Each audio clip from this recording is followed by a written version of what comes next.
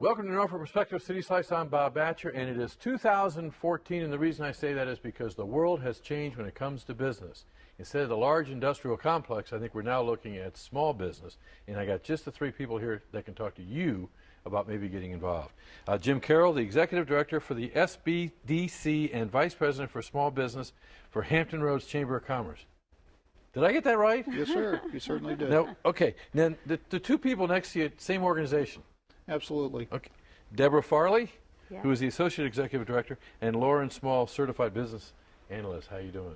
Good. Okay, Jim, you're the one to tell me, what does that title mean?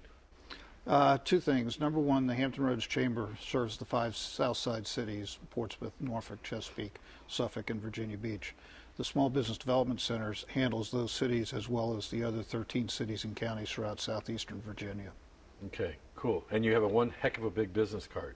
Very Put that small title card on. with Okay, Jim, let me ask you, because it's all the talk in all the magazines and all the literature. The President of the United States talking about the future of our country is based on small business. So people must be flooding in saying, I want to open a small business. Is that true? not flooding in, but they are definitely coming in with the idea of opening a small business. We see this a lot. People have either ideas or they want to get into a franchise or they're just looking for general information. And what we do is we try to put them on the right path to success. Boy, now how do you do that?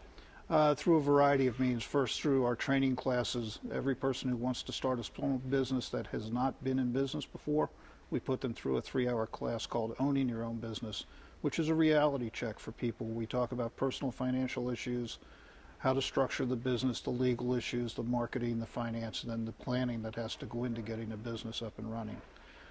The other way we do it is through one-on-one counseling, and the one-on-one counseling we do is completely confidential, totally non-judgmental, and free of charge. Okay. So giving advice to me on the show you probably won't do, but what are some of the key components that somebody should look at getting their act together before they even think about having a small business? Are there? First would be to make sure that their finances are in order, their personal finances, that they can afford to go without a paycheck for months at a time, because it's going to take a while for their sales to ramp up. Okay. Secondly is to look at it from a holistic standpoint, take a look at the big picture. We always tell people to do regressive planning. In other words, start at the grand opening and then work your way backwards, because you'll find out that in order to start a business on the 1st of January, you may be back into the year before when you have to submit your loan package to the bank, depending on the complexity of the construction and build-out costs, hiring, ordering materials, things like that. Third is to surround yourself with a very, very competent management team. Your attorney, your accountant, a banker, an insurance agent, and a business advisor. Yike. Yes, sir. Okay. Now, Lauren, you were, and I understand you were the reason for this big award. Kind of, sort of, right? Mm-hmm. You guys got recognized, which is why you're on the sofa. You want to tell me about the recognition? I would love to. Thank you. Our SBDC won a state award offered by the Small Business Administration for Excellence and Innovation for small business development centers across the state. And we won primarily for this innovative program that we developed 5 years ago that boosts and develops and trains and mentors folks that own early education businesses. And when we say early education, we mean childcare, daycare, preschools. So nonprofit, maybe religious type daycares, as well as independently owned small businesses are part of this program. You know, and that's okay. That's probably a really good example of somebody who says, "I can do that because I love kids." Right. Exactly. Is that usually where it starts? We were talking about that. Yes, exactly. They have a love of children. They love what they're doing. They kind of grow into this management and leadership role because they were educators or teachers. And so I got good kids. Yeah, and they get into the business and they realize that there's a whole lot more hats that they have to wear, and they don't have that experience or that education in business. And that's what this program does. It fills in the blanks and educates them on all the pieces of business so that they can be successful. So what you do is you put them in front of Jim, and you say, Jim, what are the components that I need to have to be a successful business? And you share with him what you just shared with me, right? Something along those Yeah, lines. and then they yes. go back and say, kids, go to school. No.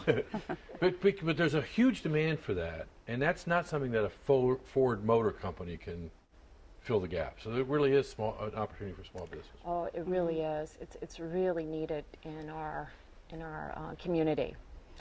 Okay, now you all have mentioned mentoring, and I'm thinking now of the conversation that's occurring in Norfolk with the craft beer business. Right. And I was shocked when O'Connor's and Smart Mouth kind of band together to try to bring in another, I guess, small business with another brewery from the West Coast. But there seems to be this collaborative mentality among small businesses.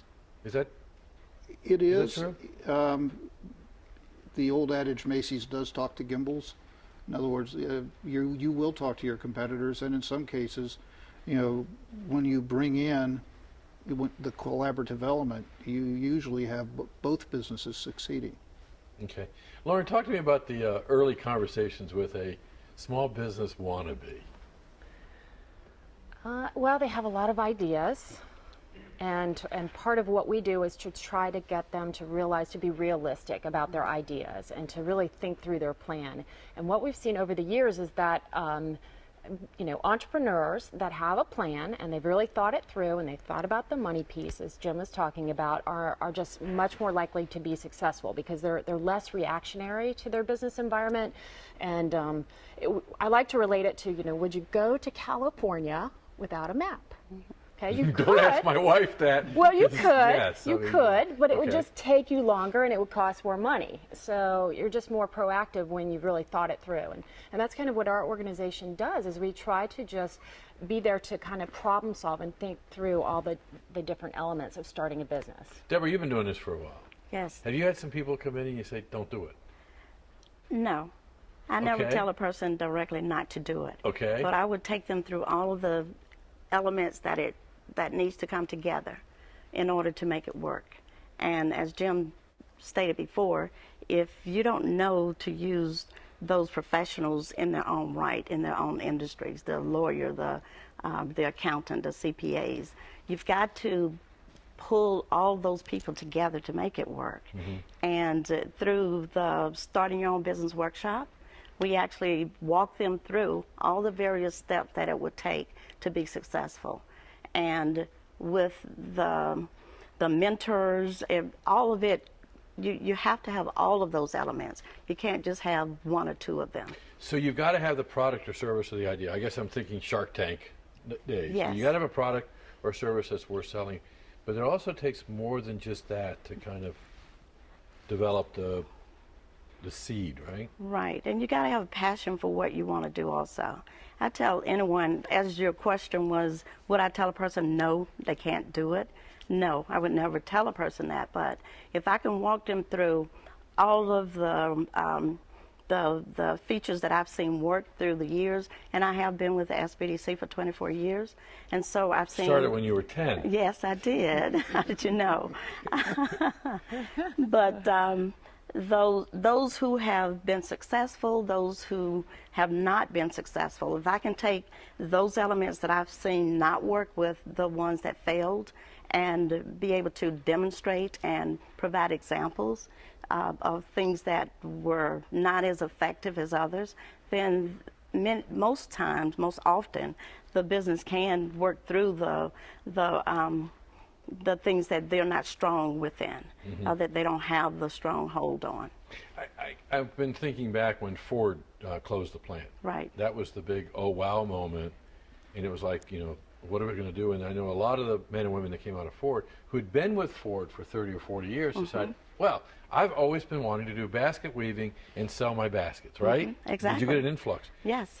Now I'm thinking back to put that in context, because that was just really the beginning of the world going upside down on us, wasn't it? Mm-hmm. The Ford plant, not just on Hampton Roads, but the nation with unemployment. Are you finding people that have been employed for 30 or 40 years saying, okay, I'm going to have my second life now? Yes, all the time. Now, this is a personal question for me, because I know I spent 20 years with the Red Cross, and I was going to do my own thing. Okay. And I realized that there were some things I liked about the workplace that I couldn't find. I didn't have the cubicle buddy to talk to. I had to have self-discipline. Right. So it was better served for me to go back in the workplace? Was that just me, or do you find that with some people? We find that with a lot of people. When I teach my Owning Your Own Business class, I go back to the old Three Dog Night song. One is the loneliest number. Mm-hmm. And when you're a small business owner, congratulations, you're one and you are the loneliest person. Unless you surround yourself with a management team, if you have good support from your family, from your friends. It's so much of your identity gets tied up in the business, and then sometimes the business may fail. And what happens to your identity? You have to be very resilient, and you have to be able to pick yourself up, dust yourself off, and move forward again. And we've seen this over the years with many companies. If you go back and look at the history of Apple, Microsoft, Hewlett-Packard, any of these companies, they all suffered colossal failures. And then they were able to pick themselves back up, reattack the problem, and move on to success. Jimmy, is there a percentage out there of the ones that succeeded? I mean, can you say that one out of... I can't give you a number like that. Because I it really just is don't know. independent, isn't it? Yes, sir. And I guess here's the next question. What is success for a small business? It is what the owner wants. It all depends. That's kind of the scary part about it. Yes, it is. Or the owner's spouse. Or the owner's spouse or family or what have you. Yes, sir. It's what the owner views as his metrics for success. And that is kind of the cool part about that paradigm of having small, because so often we measure it in gross sales or, net income and that kind of thing, but it really isn't always that, is it? You're shaking your head. Right. It could be just the flexibility of your lifestyle, or working your own hours, or you work harder, you do more, or you want to pull back. It's up to you. Okay, we have less than a minute left. I'm going to ask the three of you. Is small business a fad or the way of the future? The way of the future. Way of the future. Yeah, definitely the way of the future. And then I keep hearing about people who were raised by dads, who went to the job, and those who were dads who were entrepreneurs. So we could see a major paradigm shift coming. Oh, yes. Yes, sir. And you guys are smack in the middle of it. I know. Yes. It's exciting. Thanks for everything that you've done to put us smack in the middle of being in that revolution of small business. Appreciate it. Thank Thank you for you. having us. Thanks for joining us. Cool stuff.